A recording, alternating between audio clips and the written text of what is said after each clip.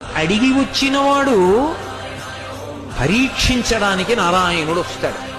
ఒకప్పుడు డొక్కా సీతమ్మ గారు ఎంత అన్నదానం చేసేదో మహాతల్లి. ఓ బ్రాహ్మణుడు వచ్చాడు, కూర్చోబెట్టి అన్నం పెడుతోంది. ఆయన అన్నాడు, నాకు పెళ్ళవలేదు, ఇన్నాళ్లకు ఓ పెళ్లి కూతురు ఒప్పుకుంది చేసుకుంటానని, కానీ బంగారు ఆభరణం ఏదైనా పెట్టమంది, ఏదైనా ఆభరణం ఇస్తే అన్నం తింటా, లేకపోతే తిన్నన్నాడు. అప్పటికే అన్నదానానికి ఆవిడ ఒంటి మీద నగలన్నీ వెళ్ళిపోయి ఒక్క కంటి ఉంది. ఆవిడ భర్త వంక చూసి కంటి ఇచ్చేస్తానంది. ఆయన పక్కకి రమ్మనన్నాడు, అన్నీ అయిపోయాయే, ఆ కంటె ఒకటే ఉంది. ధూర్త బ్రాహ్మణుడు అన్నం పెడితే బంగారం అడుగుతున్నాడు, ఇవ్వకు, తినకపోతే పోతాడన్నాడు. తప్పు. అతిథి విష్ణు స్వరూపం, అభ్యాగతి స్వయం విష్ణు. కాబట్టి ఆయనకి అన్నం పెట్టినప్పుడు బంగారం ఇచ్చేస్తాను. ఏమవుతుంది, పెళ్లి చేసుకుంటాడు, మంచిదేగా.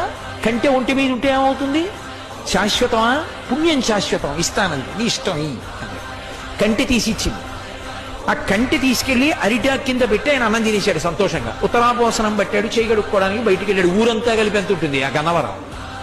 కాబట్టి ఆ బంగారు కంటె కనపడింది ఆకెత్తుతుంటే సీతమ్మ గారికి. అయ్యో వెర్రి బ్రాహ్మడు కంటె మరిచిపోయాడని పరిగెత్తుకెళ్ళారు పిలుద్దామని. కనపడలేదు. భర్తని పిలిచి వెతకమన్నారు, ఎక్కడా కనపడలేదు. అయ్య బ్రాహ్మణుడు ఇంత కంటె అడిగాడు, వెళ్ళిపోయాడని పడుకుని నిద్రపోయారు. ఆవిడికి కలలో శ్రీ మహావిష్ణువు కనపడ్డారు. సీతమ్మ, ఇంతమందికి అన్నం పెడుతున్నావే, ఒక్కసారి నీ చేతి అన్నం తినాలని